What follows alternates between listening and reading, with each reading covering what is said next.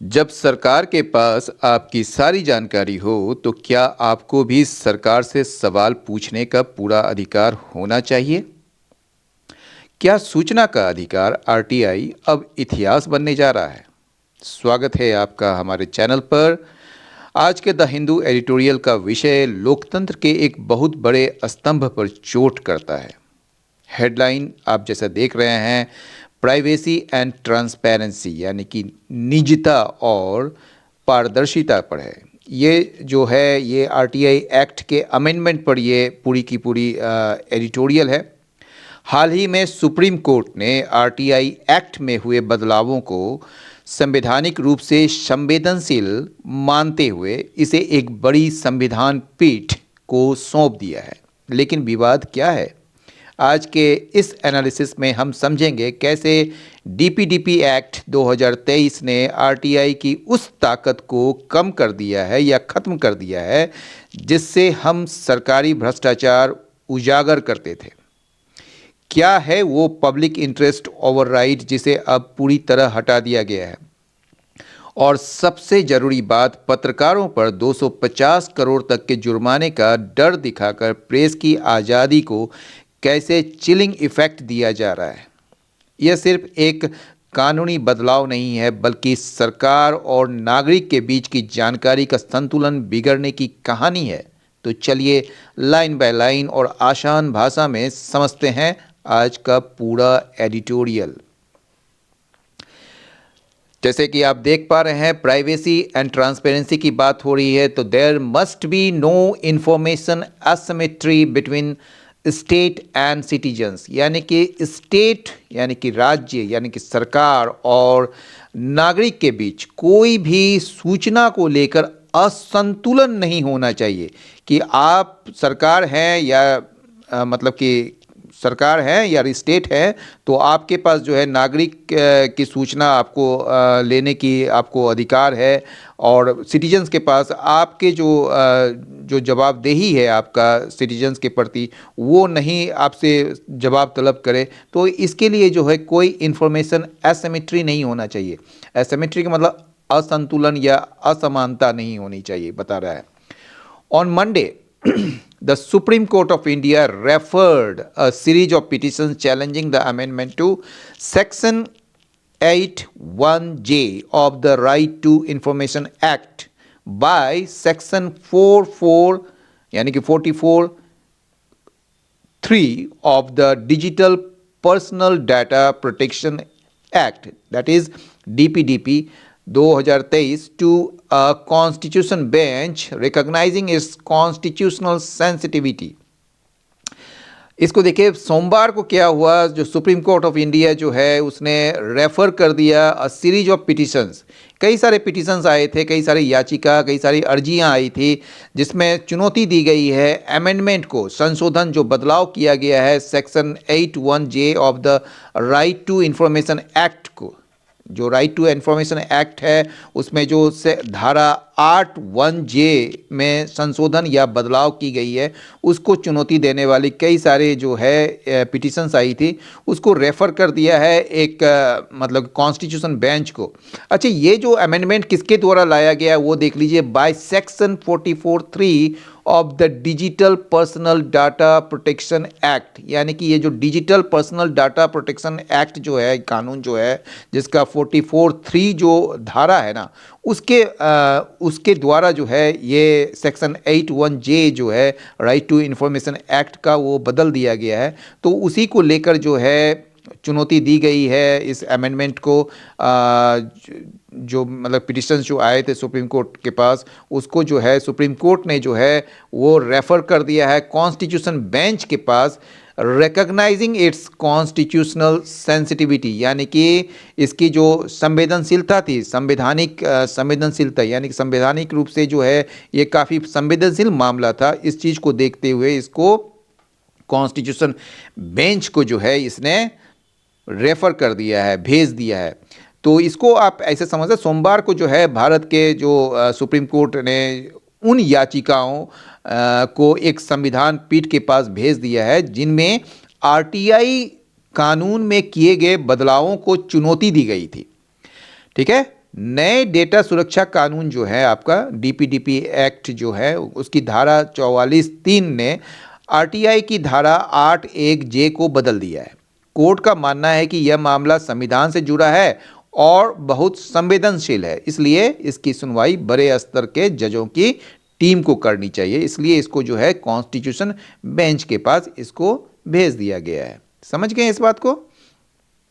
चलिए आगे बढ़ते हैं। The chief justice of India, ये जो भारत के जो मुख्य न्यायाधीश हैं, ठीक है, उन्होंने यहाँ तक कि उन्होंने टिप्पणी की that the court might have to lay down, उनको जो है रखना पड़ सकता है, न्यायालय को जो है ये परिभाषा देनी पड़ सकती है, इसको क्लियर करना पड़ सकता है what is meant by personal information, यानी कि जो व्यक्तिगत जो इंफॉर्मेशन है, सूचना है, उसका क्या अर्थ है, तो उसके बारे में कोर्ट को एक परिभाषा देनी पड़ सकती है, एक might have to lay down, ठीक है ना। The RTI act 2005 was enacted, ये आरटीआई एक्ट जो है ना, जिसको मतलब कि बदल दिया गया है 2005 को, मतलब उसके जो धारा 8(1)(j) को, उसको इनेक्ट किया गया था, लागू किया गया था, किस लिए? To create an inform citizenry, यानी कि एक ऐसा मतलब कि नागरिक समाज को जो मतलब कि सूचना के स्तर पर जो है उनको पूरी जानकारी हो, ठीक है ना, एक इन्फॉर्म सिटीजनरी को क्रिएट करने के लिए, और यह सुनिश्चित करने के लिए, क्या सुनिश्चित करने के लिए? स्टेट अकाउंटेबिलिटी, यानी कि सरकार का जो जवाबदेही है उसको सुनिश्चित करने के लिए, which is vital for a democracy, जो कि बहुत ही महत्वपूर्ण है, वाइटल मतलब बहुत ही महत्वपूर्ण है फॉर अ डेमोक्रेसी, लोकतंत्र के लिए। ओवर 2 डिकेड्स लेटर, यानी कि कह रहा है कि लगभग 20 साल से ज़्यादा के बाद जो है, ओवर 2 डिकेड्स मतलब 20 साल से ज़्यादा के बाद जो है, डीपीडीपी एक्ट जो है has delivered a body blow, इसने जो है ना एक आघात पहुंचाया है, ठीक है, इसको आरटीआई को, by diluting one of its foundational section, इसका जो मूलभूत जो धारा है, ठीक है ना, उस उनमें से एक को जो है, उनमें से एक, वन ऑफ, ठीक है ना, उनमें से एक को जो है ना कमज़ोर करके, डाइल्यूट करके इसने जो है एक आघात पहुंचाया है, इसको कमज़ोर कर दिया है, ठीक है। Section 8(1)(j originally allowed the withholding of personal information only if it had no relationship to any public activity or interest, or if its disclosure resulted in an unwarranted invasion of privacy। अब बोल रहा है section 8(1)(j) क्या था? ये मूलभूत रूप से जो क्या करता था, ये अनुमति देता था with holding of personal information, यानी कि जो आपका निजी जो सूचना है उसको रोकने की अनुमति देता था। विथ होल्डिंग का मतलब रोकना, ठीक है ना, कि आप इस चीज़ को रोक सकते हैं, तब, केवल तब ही, ओनली इफ, केवल तब ही, यहाँ कंडीशनल है, इट हैड नो रिलेशनशिप, यदि इसका कोई संबंध नहीं हो एनी पब्लिक एक्टिविटी से या फिर इंटरेस्ट से, यानी कि जो सार्वजनिक गतिविधि से या फिर सार्वजनिक हित से इसका कोई संबंध नहीं हो, तब इसको आप जो है रोक सकते थे, मतलब कि इसको मतलब सार्वजनिक करने की ज़रूरत नहीं होती थी।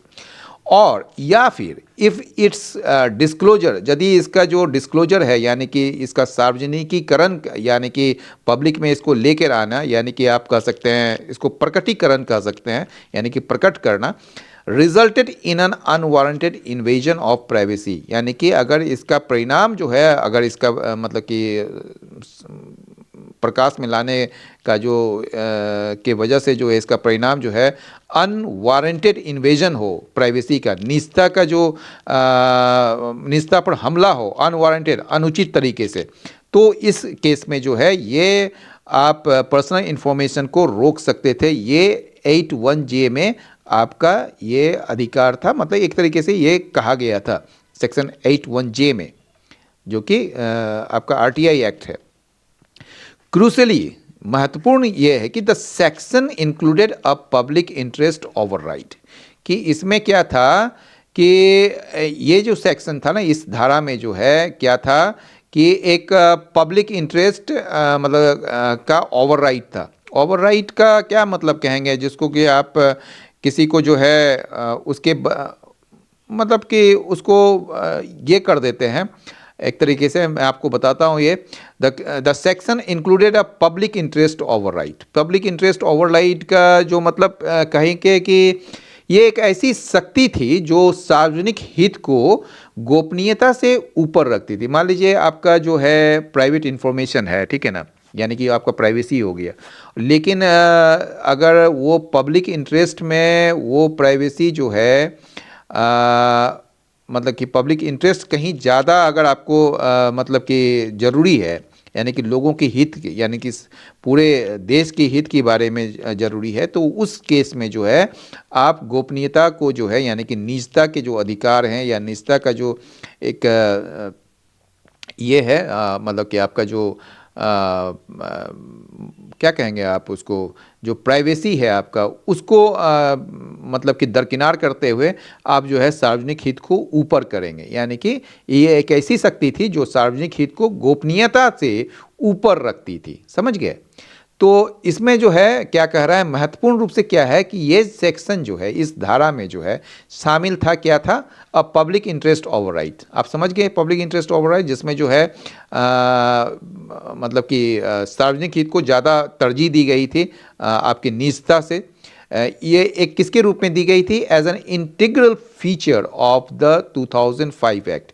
ये 2005 का जो कानून था, जो अधिनियम था, उसका ये एक विशेष एक मतलब कि अनिवार्य ये एक विशेषता थी, ठीक है, जिसमें परमिट किया जाता था यानी कि अनुमति दी जाती थी डिस्क्लोजर का, मतलब कि प्रकटीकरण करने का या उसको सार्वजनिक करने का, if a public information officer. लेकिन तब कब?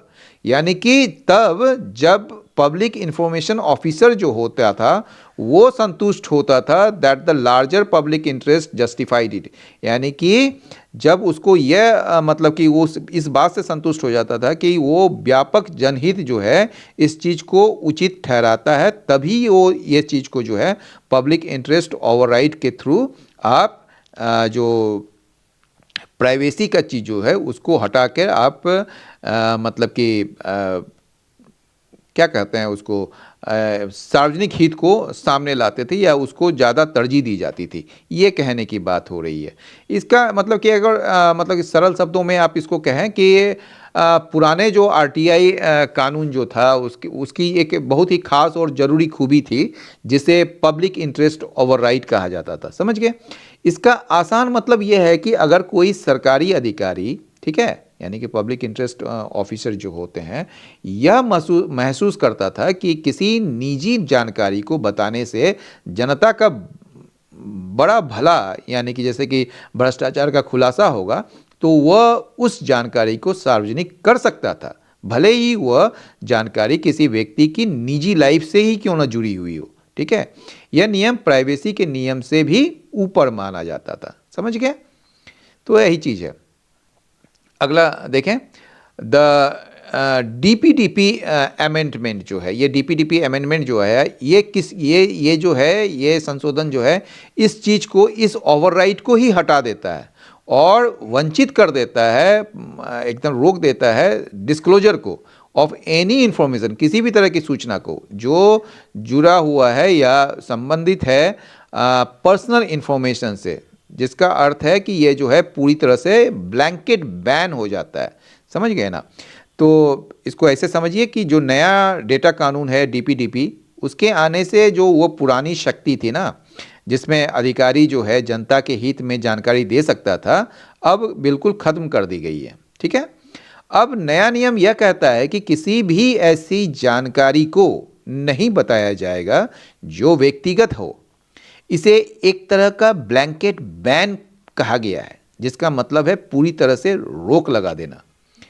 अब अधिकारी के पास यह सोचने का अधिकार ही नहीं बचा कि जनता का भला किसमें है, उसे बस जानकारी देने से मना करना होगा। तो ये चीज इसमें कहा जा रहा है। समझ गए? आप आगे आइए। This enables rejecting request concerning officials, procurement records, audit reports और पब्लिक स्पेंडिंग। इसमें जो है ये इनेबल्स करता है, सक्षम बनाता है। क्या सक्षम बनाता है? रिजेक्टिंग रिक्वेस्ट कंसर्निंग ऑफिसर, यानी कि ऑफिशियल्स के, यानी कि जो अधिकारी हैं उसके मामले में जो रिक्वेस्ट अगर कोई है तो उसको आप रिजेक्ट कर सकते हैं। प्रोक्योरमेंट रिकॉर्ड्स के संबंध में अगर कोई रिक्वेस्ट है, या फिर ऑडिट रिपोर्ट्स के संबंध में हो, या पब्लिक स्पेंडिंग के संबंध में हो, तो ऐसे को आप मतलब कि रिजेक्ट करने का आपको अधिकार हो जाता है, या उसको सक्षम बनाते हैं। तो मतलब अब सरकार के पास जो है ना यह शक्ति आ गई है कि वो आरटीआई के तहत मांगी गई कई जरूरी जानकारियों को पर्सनल बताकर मना कर सकती है। उदाहरण के लिए, अब आप सरकारी मतलब अफसरों की जानकारी, सरकारी खरीदारी के कागज़, जैसे कि आप देख रहे हैं कि ये प्रोक्योरमेंट रिकॉर्ड्स है, यानी कि जैसे सरकारी खरीदारी के कागज़, जैसे राफेल या कोई भी डील ऐसा, या फिर ऑडिट रिपोर्ट, या यहाँ तक कि सरकार जनता का पैसा कहाँ और कैसे खर्च कर रही है, इसकी जानकारी मांगेंगे तो सरकार इसे व्यक्तिगत जानकारी कहकर देने से इनकार कर सकती है। समझ रहे हैं ना इस बात को? चलिए, in its campaign for the RTI, अपने अभियान में या आंदोलन में आरटीआई के लिए द इंटरनेट फ्रीडम फाउंडेशन, ये एक संस्था है इंटरनेट फ्रीडम फाउंडेशन, इसने उजागर किया है, हाईलाइट किया है a legitimate uses paradox here, एक विरोधाभास, एक मतलब कि क्या कहेंगे, एक जो है ना, मतलब कि लेजिटिमेट यूजर मतलब वैध उपयोग के विरोधाभास को उजागर किया है इसने। While Section 7 of the DPDP Act allows the state to process personal data without consent, the RTI amendment prevents citizens from using similar principles to seek transparency from the state. बहुत अच्छी बात है।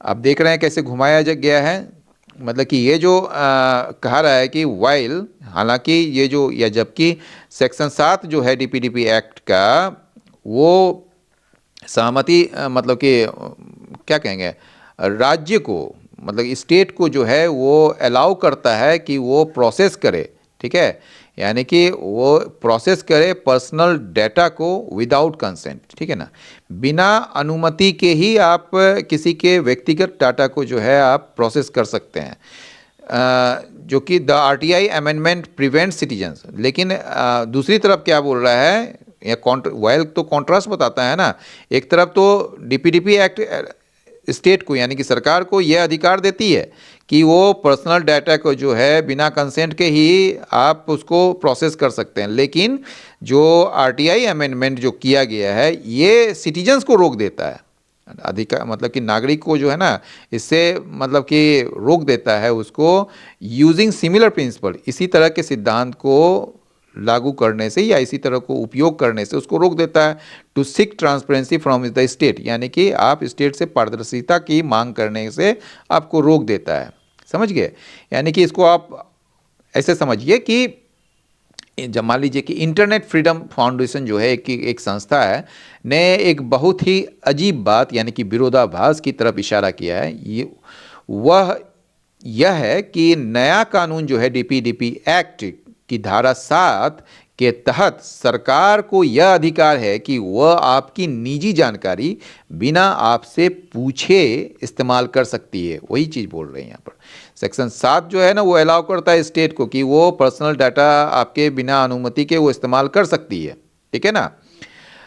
लेकिन वही कानून जनता को रोकता है। लेकिन ये जो है यहाँ बोल रहा है कि वाइल आ रहा है ना, तो ये कॉन्ट्रास्ट बता रहा है। दूसरा जो कॉमा है ये कॉन्ट्रास्ट की बात कर रहा है कि आरटीआई अमेंडमेंट जो है ना वो जनता को रोकता है, ठीक है, क्या करने से, वे कि वो जो है सरकार से उसकी जानकारी मांग सके, तो इस बात को जो है वो करने से रोकता है। यानी सरकार तो आपकी जासूसी या आपके डेटा का इस्तेमाल कर सकती है, पर आप पारदर्शिता के नाम पर सरकार से सवाल नहीं पूछ सकते। यह एक तरफा नियम जैसा है। समझ रहे हैं? तो कितना खतरनाक कानून लेके आई है सरकार, ये आप देख सकते हैं। Thus, while the government can monitor the citizen is denied the ability to scrutinize the government. समझ गए?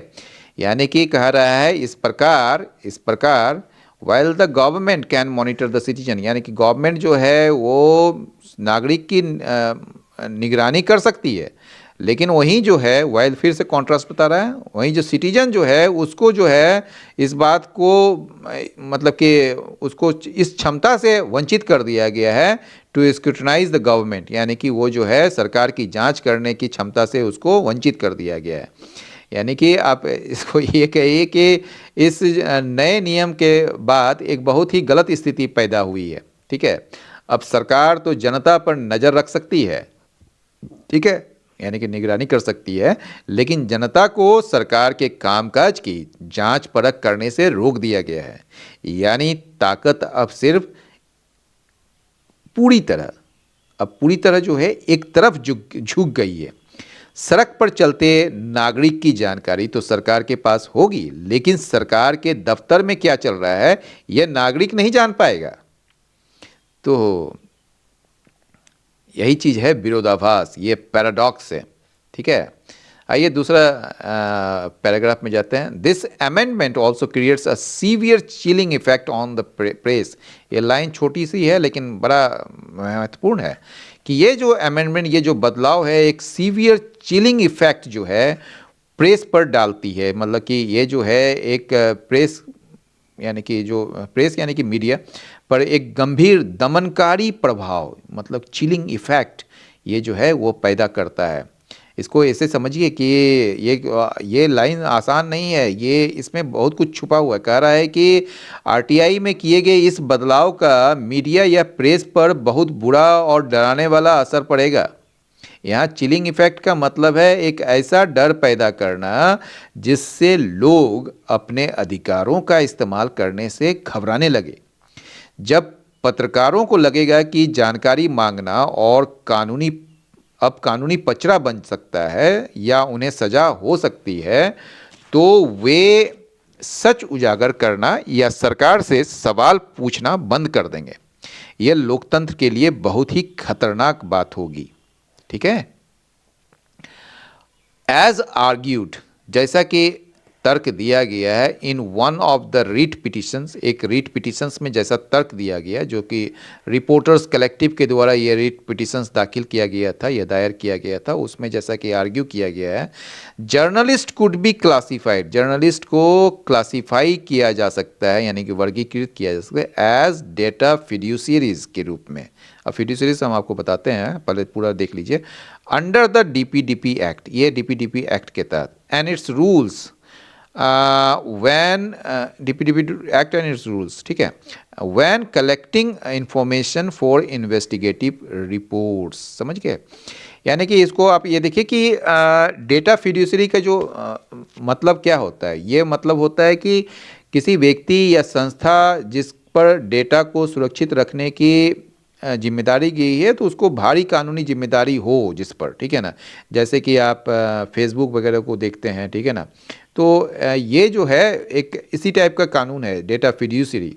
ठीक है, यानी कि ये देखिए ये कह रहा है कि ये जो जैसा कि द रिपोर्ट्स कलेक्टिव द्वारा दायर एक रीट पिटिशन में जो है, ठीक है ना, तर्क दिया गया है, आर्ग्यू किया गया है, ठीक है ना, वो क्या है कि जो इन्वेस्टिगेटिव रिपोर्ट्स के लिए, ठीक है, जानकारी एकत्र करते हैं जो, ठीक है, जो पत्रकार, तो उस समय पत्रकारों को डीपीडीपी अधिनियम या कानून और इसके नियमों के तहत डेटा फिड्यूसरीज के रूप में वर्गीकृत किया जा सकता है। ठीक है, तो डेटा फिड्यूसरीज मतलब हमने आपको जस्ट बताया कि वो डेटा के रखवाले यानी कि जो जिम्मेदार हैं इस चीज़ के। जैसे आमतौर पर यह शब्द बड़ी कंपनियों जैसे गूगल या फेसबुक के लिए इस्तेमाल होता है डेटा फिड्यूसरी, ठीक है ना।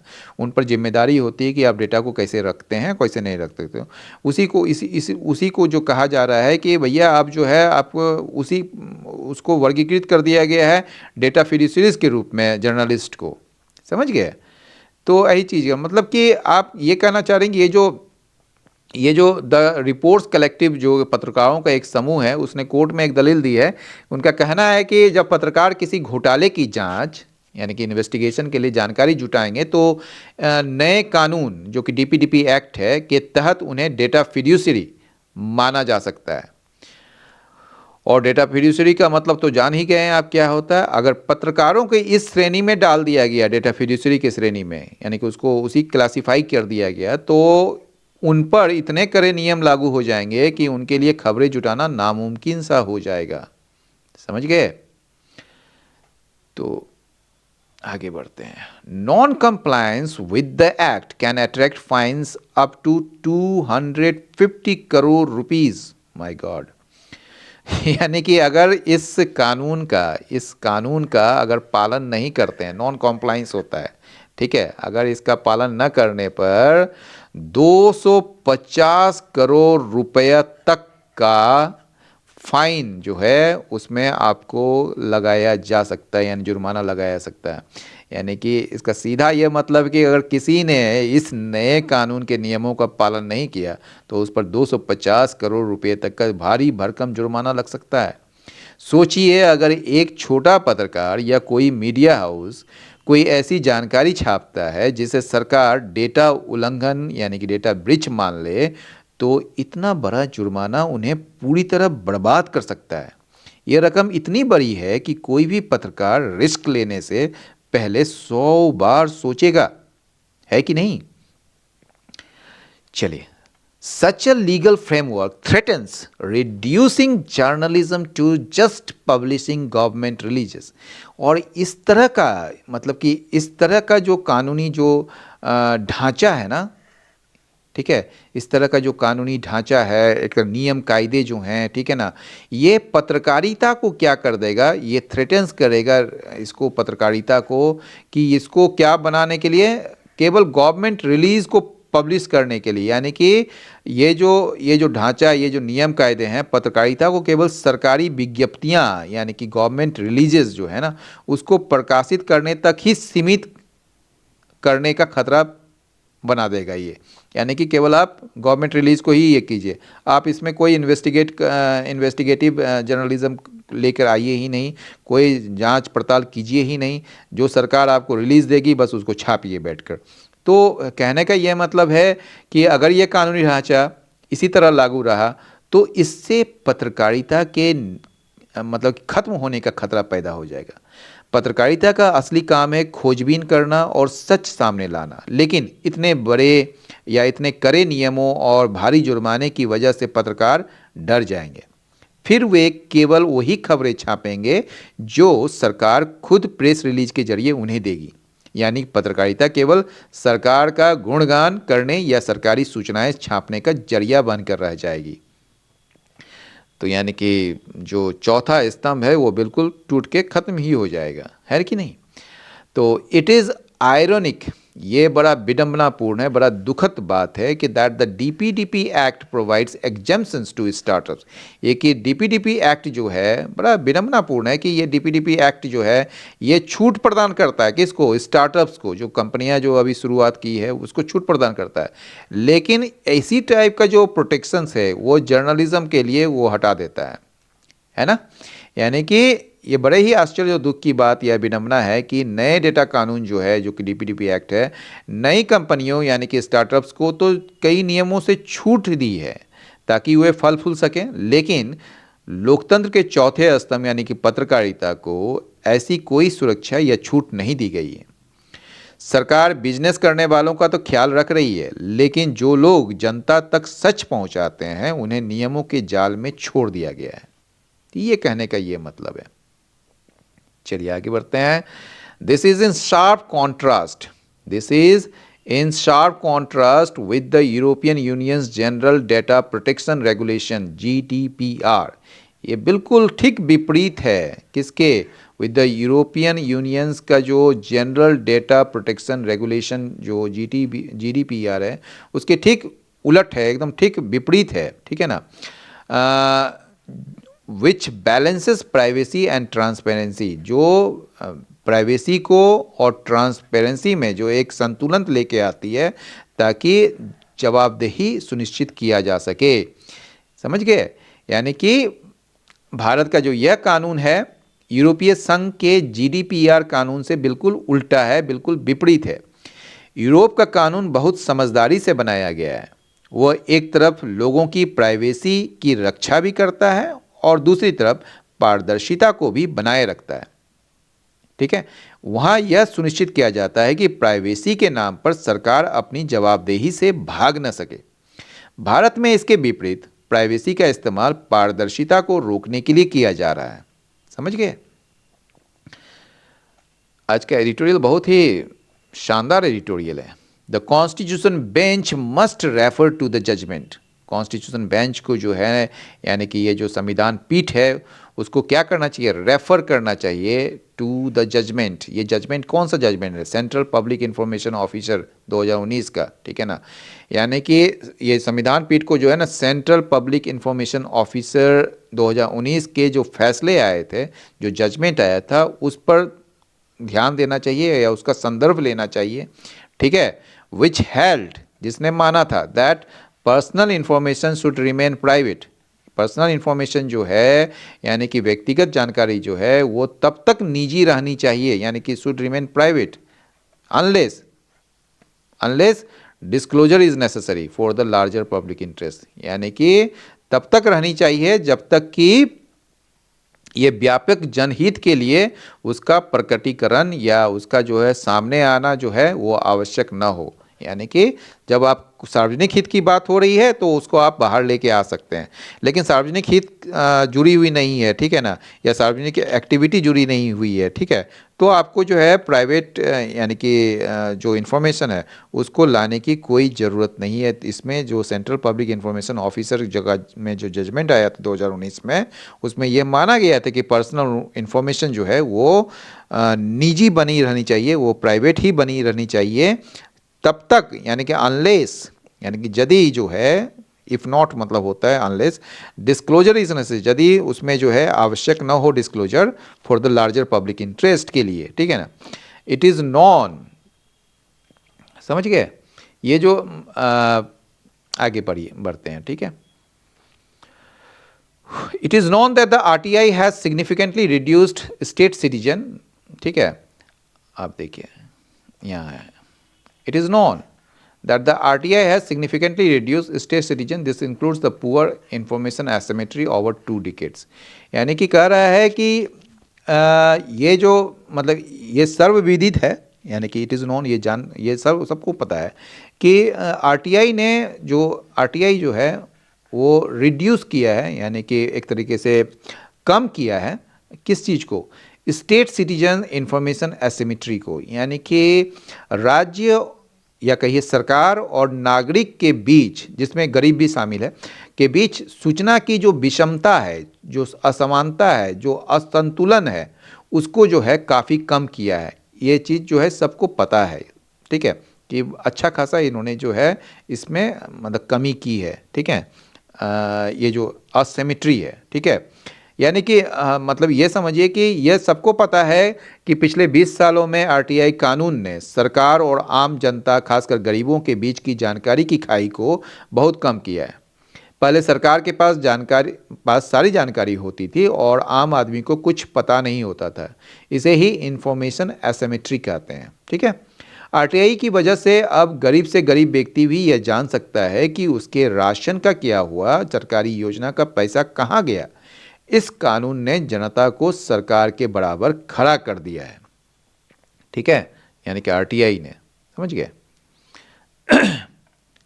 लास्ट लाइन देखिए, ensuring it's survival is essential for a responsive government, यानी कि एक उत्तरदायी सरकार के लिए, ठीक है, एक उत्तरदायी सरकार के लिए क्या चाहिए? इसको सुनिश्चित करना, इसके सर्वाइवल को, इसके मतलब कि ये जीवित रह सके, इसका अस्तित्व सुनिश्चित, ठीक है, मतलब मतलब कि उत्तरदायी या जवाबदेह सरकार के लिए इसका अस्तित्व सुनिश्चित करना आवश्यक है। इंश्योरिंग, सुनिश्चित करना इसके अस्तित्व को, ये आवश्यक है, अनिवार्य है एक रिस्पॉन्सिव गवर्नमेंट के लिए। यानी कि अगर हम चाहते हैं कि हमारी सरकार जवाबदेह बनी रहे, यानी कि जनता की ज़रूरतों पर ध्यान दे और सवालों के जवाब दे, तो आरटीआई कानून का जिंदा रहना बहुत ज़रूरी है। अगर आरटीआई खत्म हो गया या कमज़ोर हो गया तो सरकार बेलगाम हो जाएगी और जनता के प्रति उसकी जिम्मेदारी खत्म हो जाएगी। लोकतंत्र को बचाने के लिए आरटीआई को बचाना अनिवार्य है। समझ गए? तो जैसा कि हमने आज के एडिटोरियल में देखा, आरटीआई सिर्फ एक कानून नहीं बल्कि एक आम नागरिक की वो आवाज़ है जो जनता से सवाल पूछने का साहस रखती है। अगर सूचना की यह पारदर्शिता खत्म होती है तो जवाबदेही भी खत्म हो जाएगी। अब देखना यह होगा कि सुप्रीम कोर्ट की संविधान पीठ इस संवैधानिक संवेदनशीलता को कैसे सुलझाती है और क्या हमारे सूचना के अधिकार को फिर से वही पुरानी मजबूती मिल जाएगी। आपका इस बारे में क्या सोचना है? क्या आपको लगता है कि प्राइवेसी के नाम पर आरटीआई को कमज़ोर करना सही है? अपनी राय कमेंट बॉक्स में ज़रूर साझा करें, क्योंकि लोकतंत्र में आपकी आवाज़ ही सबसे बड़ी ताकत है। अगर आपको आज का यह लाइन बाय लाइन विश्लेषण पसंद आया और समझ आया तो इस वीडियो को लाइक करें, अपने दोस्तों और यूपीएससी के प्रतियोगी परीक्षाओं की तैयारी करने वाले साथियों के साथ इसे शेयर करें। लेकिन अब वर्ड्स की बारी आती है, आप वर्ड्स भी देख लेते हैं एक बार। अमेंडमेंट जैसा जानते हैं संशोधन या बदलाव, ठीक है, इसको रिवीजन कहते हैं, ऑल्टरेशन मॉडिफिकेशन कहते हैं। जो एंटो होगा वो स्टेगनेशन, प्रिजर्वेशन या कंटिन्यूटी। अकाउंटेबिलिटी जवाबदेही यानी कि रिस्पॉन्सिबिलिटी, आंसरेबिलिटी या लाइबिलिटी, और इसका एंटो हो जाएगा इररिस्पॉन्सिबिलिटी, अनरिलायबिलिटी या फिर इम्यूनिटी। और एसिमेट्री मतलब विषमता, असंतुलन, इम्बैलेंस, डिस्पैरिटी या इनइक्वालिटी, इसका एंटो हो जाएगा बैलेंस, सिमेट्री या फिर इक्वालिटी। डिस्क्लोजर का मतलब होगा खुलासा, कोई चीज़ का करना, प्रकटीकरण। रिविलेशन या फिर एक्सपोजर या अनविलिंग, इसका एंटो हो जाएगा कंसीलमेंट, सिक्रेसी या फिर हाइडिंग। ओवरराइड का मतलब होता है, बताए ही थे आपको, ओवररूल करना, नलीफाई करना, काउंटरमेंट करना, इसका एंटो हो जाएगा अप्रूव, वैलिडेट, अपहोल्ड। स्क्रूटनाइज का मतलब क्या? बारीकी से जांच करना, इंस्पेक्ट करना, एग्जामिन करना, एनालाइज करना, इसका एंटो हो जाएगा इग्नोर, नेग्लेक्ट या ओवरलुक। चिलिंग इफेक्ट, दमनकारी प्रभाव यानी कि डिटरेंट या फिर डिस्करेजमेंट या इनहिबिशन, ठीक है, और इसका एंटो हो जाएगा इनकरेजमेंट, इंसेंटिव, स्टिमुलस। इंटीग्रल मतलब अनिवार्य, अटूट, एसेंशियल, वाइटल, फंडामेंटल, एंटो हो जाएगा सेकेंडरी, ऑप्शनल या पेरिफेरल। पैराडॉक्स का मतलब होता है विरोधाभास, कॉन्ट्रडिक्शन, इनकंसिस्टेंसी, एनोमली, इसका एंटो हो जाएगा कंसिस्टेंसी, सर्टेनिटी या फिर क्लैरिटी। फिड्यूशियरी बताए ही थे आपको, ये ट्रस्टी होता है, गार्डियन, कस्टोडियन, इसका एंटो हो जाएगा बेनिफिशियरी या फिर इंडिपेंडेंट या फिर अनगारंटीड। इडियम्स एंड फ्रेजेस भी देख लेते हैं। बॉडी ब्लॉक का मतलब होता है सीवियर सेटबैक और sharp disappointment that causes great damage, मतलब बड़ा निराशा या बड़ा एक झटका या आघात। The new tax law dealt है body blow to the small business sector, जो छोटे छोटे जो बिजनेस सेक्टर हैं, लघु उद्योग क्षेत्र को एक गहरा आघात पहुंचाया है नया टैक्स कानून ने। ब्लैंकेट बैन का मतलब पूर्ण प्रतिबंध होता है। The government has imposed a blanket ban on single use plastic, single use plastics में ब्लैंकेट बैन लगा दिया, पूर्ण प्रतिबंध लगा दिया, ठीक है। चिलिंग इफेक्ट का मतलब होता है दमनकारी प्रभाव, तो जानते ही हैं, यानी कि स्ट्रिक्ट डिफेमेशन लॉज जो है, यानी कि जो मानहानि का जो कानून है ना, वो क्रिएट करता है एक chilling effect on investigative journalism पर, खोजी पत्रकारिता पर एक दमनकारी प्रभाव डालता है ये। इंफॉर्मेशन एसिमेट्री मतलब सूचना का असंतुलन कहिए इसको। तो आरटीआई को जो डिज़ाइन किया गया था इंफॉर्मेशन एसिमेट्री की खाई को कम करने के लिए, ठीक है, between the government and the public. Lay down का मतलब किसी चीज़ को सिद्धांत जो है निर्धारित करना, इस्टेब्लिश करना officially. The supreme court will lay down the guidelines for personal privacy, यानी कि सुप्रीम कोर्ट जो है व्यक्तिगत गोपनीयता के लिए दिशा निर्देश निर्धारित करेगा। इन शार्प कॉन्ट्रास्ट विथ का मतलब वो बिल्कुल विपरीत होना, ठीक है। His aggressive behaviour is in sharp contrast with his sisters काम नेचर, उसकी जो सिस्टर का जो शांत प्रवृत्ति है उसके ठीक विपरीत जो है उसका भाई का या उस लड़के का एग्रेसिव बिहेवियर है, ठीक है।